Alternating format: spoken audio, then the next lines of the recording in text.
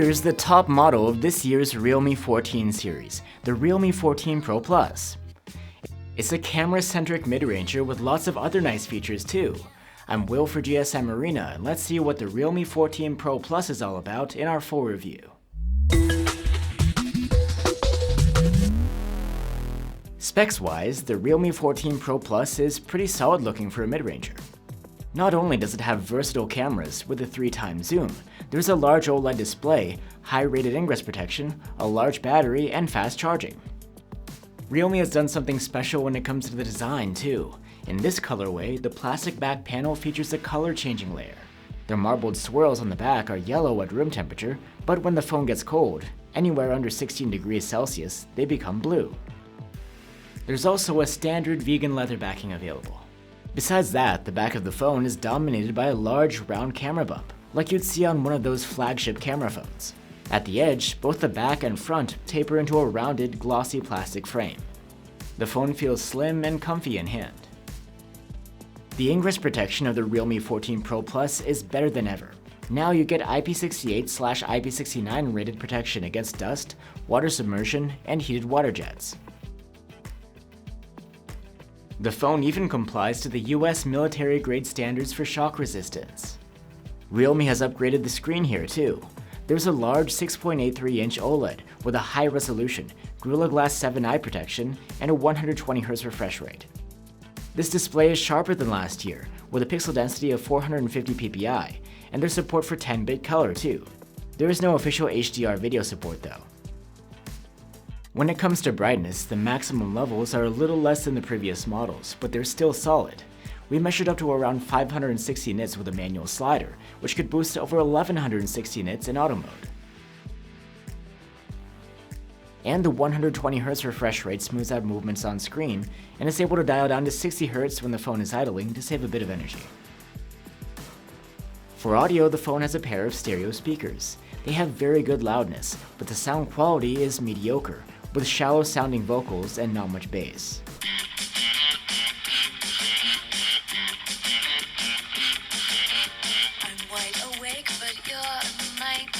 You can wake up and unlock the phone with an optical under-display fingerprint reader.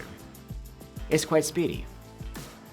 And you can get the Realme 14 Pro Plus with 128, 256, or 512 gigs of storage on board that isn't expandable through microSD. The interface of the phone is Realme's newest Realme UI 6 running on top of Android 15. It's quite similar to what you'd find on any recent Oppo, OnePlus, or Realme phone, since the brands are related. The notification and quick settings are now split. You can access either one by swiping from the top corners. Google's Circle to Search is a built-in feature here, and also included is the Gemini AI assistant. And there are AI-based editing tools within the gallery as well, like the AI eraser. For software support, there's no specific word about the global model, but in India, the phone should get 2 major OS upgrades and 3 years of security patches. The Realme 14 Pro Plus brings an upgraded chipset, a Qualcomm Snapdragon 7S Gen 3. It promises a significant leap in performance compared to the Gen 2 in last year's model. In benchmarks, we do see a significant improvement when it comes to graphics-related tests. The CPU scores are about the same though. Overall, the performance doesn't top the charts, but it's good for the class, with plenty of power for a hiccup-free experience. And when it comes to thermal management, the Realme 14 Pro Plus displayed hardly any throttling throughout our prolonged stress tests. Realme has increased the battery capacity this year to a whopping 6,000 mAh. The battery life hasn't improved dramatically over last year, but it's still great. The Realme 14 Pro Plus earned an active use score of 14 hours and 10 minutes in our tests. The Realme 14 Pro Plus supports 80-watt SuperVOOC fast charging, but unlike last year, the phone doesn't come with a charger in the box, at least in the EU. Charging is decently fast considering the large battery capacity. With a proper adapter, we were able to charge from 0 to 72% in half an hour, and a full charge took 55 minutes. Now we have the cameras. There's a 50-megapixel main cam, a 50-megapixel 3x telephoto zoom, and an 8-megapixel ultrawide cam. Also, this phone has 3 LED flash modules arranged evenly in a circle, which you can use as a fill light for portraits. You can change the color temperature and the output power too. The Realme 14 Pro Plus's main cam produces solid 12.5 megapixel photos. They have a good amount of detail, nice colors, and they're nicely contrasty with good dynamic range. However, upon closer examination, the rendition of the finer details has a waxy look to it that isn't very sharp. The main cam is good for capturing people, be it in regular or portrait mode. The subject is well exposed, with good rendition and enough resolved detail.